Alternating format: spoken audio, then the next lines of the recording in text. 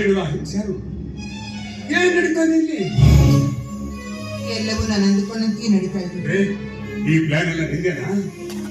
ನನ್ನ ಮನಸಾಕ್ಷಿಯನ್ನು ಎಷ್ಟು ಸುಲಭವಾಗಿ ಕೊಲ್ತಿ ಅಂತ ನಾನು ತಿಳ್ತಿರ್ಲಿಲ್ಲ.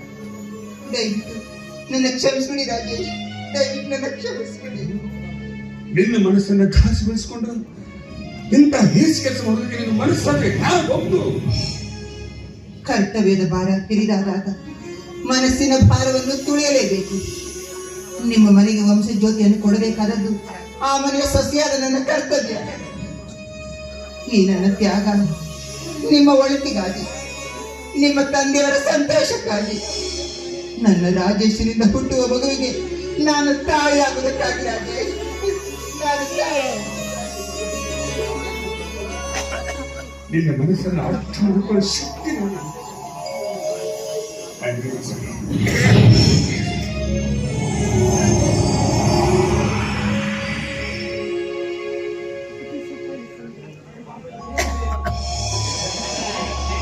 ಸರೋಜಾ, ಸರೋಜಾ,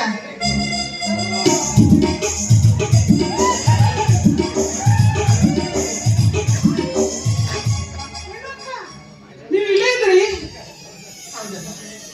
ನಿನ್ನ ಹೊಟ್ಟೆಯಿಂದ ನನ್ನ ಮಡಿಲಿಗೆ ಬರುವ ನನ್ನ ಮಗು ಹೇಗಿರಬಹುದು? ಅದು ಬೆಟ್ಟದಷ್ಟು ಕನಸು ಮಗು, ಹಾಗೆಯೇ ಮಲಗಿತು.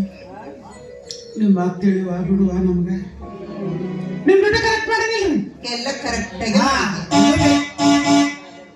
ನಮ್ಮ ಯಜಮಾನ್ರು ಕರಿತಾ ಇದಾರೆ, ನಾನು ಹೋಗ್ಬೇಕು. ಬಾರಿ ಸ್ಪೀಡ್ ಅದಾರ ಬಿಡ. ನನ್ ಜೋಡಿ ಮಾತಾಡೋಕ್ ಸಿಟ್ ಬಿಡಬಾರಲ್ಲ ನಿಮ್ಮನ್ನ ಅಂತ. ಹಾ ಸರಿ, ನಾನು ಹೋಗ್ಬಲ್ಲ. ಬರ್ರಿ. ಆದರ್ಶನ ನಿನ್ನ ಮನೆ ಕರ್ಕೊಂಡು ಹೋಗ್ತಾನೆ. ಹೌದ್ರಿ? ಮೇಡಮ್ ಹಂಗ ಹೊಂಟ್ರಲ್ಲ. ಹ್ಞೂ ಬೆಳೆ ಬೆಳಗ್ಗೆ ಬೇಕಾದ ನಮಗೆ ಎಲ್ಲ ನಮ್ಮ ಪಾರ್ಟಿ